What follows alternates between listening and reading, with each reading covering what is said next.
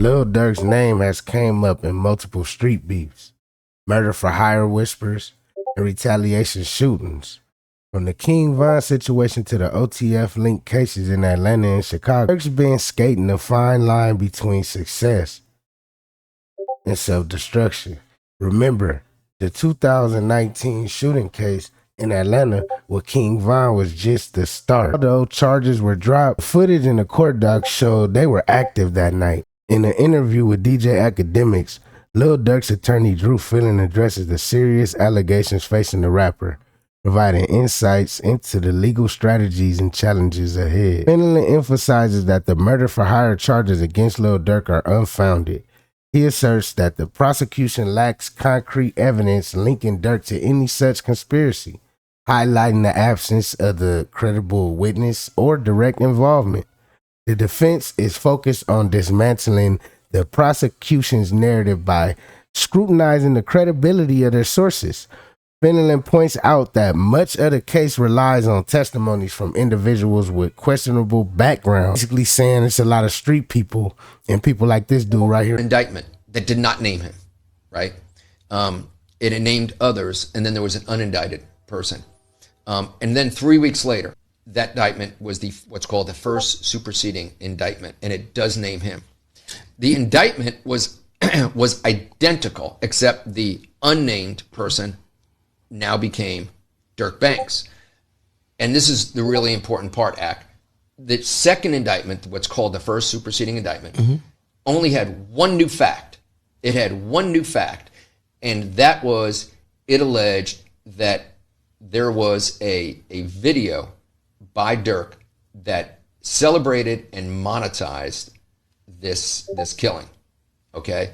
And so that was the only fact. That was the only thing that distinguished. It says, oh, it's no big deal, no harm, no foul. That's not true, because that's the one thing they added when they threw Durk Banks into the indictment. And as soon as we got the indictment, we noticed, and we started hearing from people in the music world.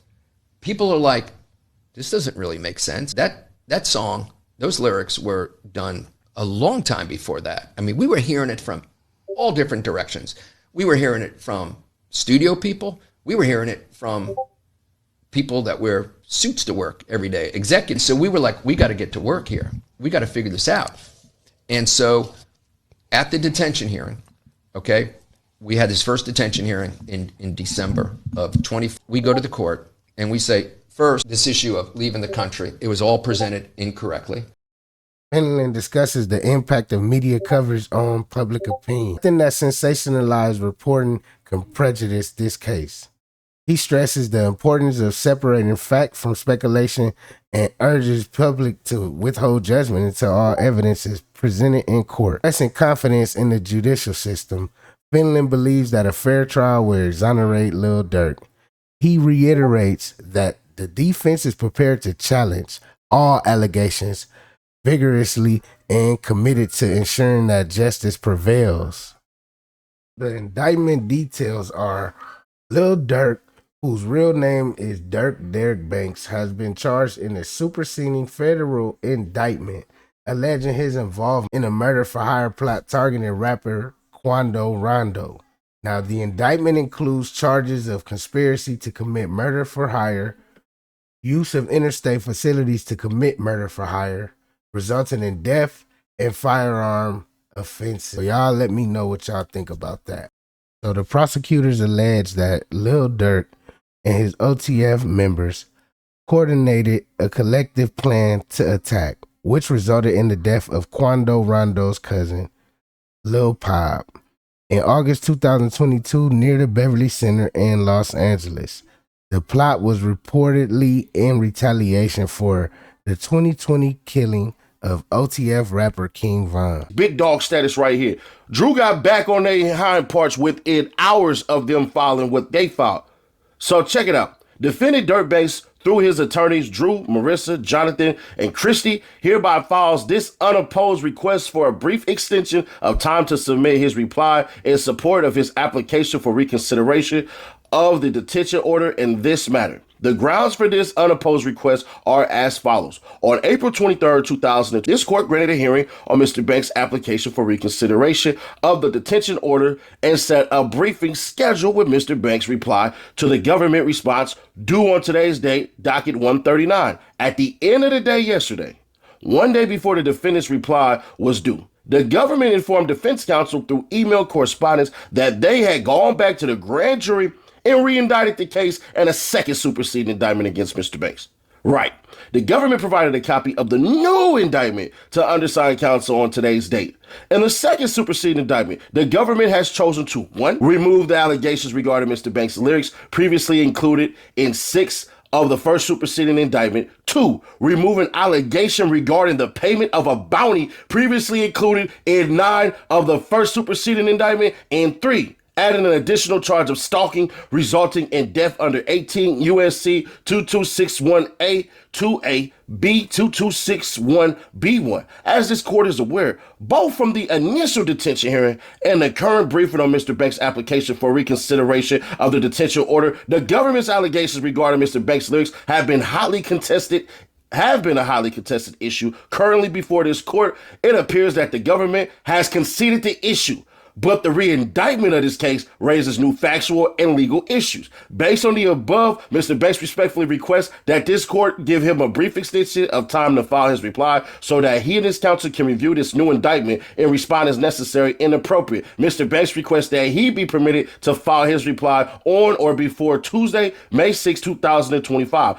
Undersigned counsel has communicated with counsel for the government, and they have indicated that they do not object to this request. You think? Dated May 2nd, respectfully submitted, Marissa Big Goldberg, Drew Findling, Marissa Goldberg, Jonathan M. Berryman, Christy O'Connell, attorneys for Durk Banks. If these lyrics don't matter, why are they in there? Think about that part. If the lyrics don't matter, why are they in there? Because they did matter. And I think more than likely, like I told y'all, you get 2 to agree, all you need is a third one. Durk was going to get that bond. Yeah, Durk was going to get that bond, and I know what Drew was going to do. Drew was going to make sure that October court date get pushed into 2026. See, a lot of broke-ass dudes who go to the feds, they always say, hey, man, when you get your charges, you going to be basically indicted within 2 months. That's because y'all ain't got no money, and y'all guilty as hell, and y'all slow and stupid. I don't want to hear no cats who got caught for doing a crime tell me how much of an expert you are. Because if you were, you wouldn't have got caught. Yeah, that's a diss, because I'm sick of y'all coming after me. This is my way of sending shots back, but I don't want to be petty. Drew is a $1 billion lawyer for a reason. Like I told you, they go through application of the law, fine print, and everything. But they have the manpower to do it. What the feds have is an unlimited power that a lot of people don't understand. The feds and the state, the state too, the way that they can do these, they basically can come out and say, we're going to hit you with all these charges, drop all this paperwork on you. And for one person to get through it all, and then you have this timeline, you have this date, you have to do all of these things on top of your other clients and other bills and all of this stuff that you have incurred, bro, it's going to be hard to do it. This is why these firms are so powerful. They got their first year graduates. They have a whole bevy of people there to work. But let's really get into what just happened. The feds were losing. Flat out, the feds were losing. And all you cats that were singing Durk's downfall and saying, oh, you getting paid, bro. That's your little bro. How much did Drew pay you? Trust me, if I got paid, I wouldn't be dressing all bummy like this with a goddamn beanie on and this 3-year-old tank top. But still, ain't nobody paying me nothing. The latest indictment adds 2 serious charges: stalking resulting in death.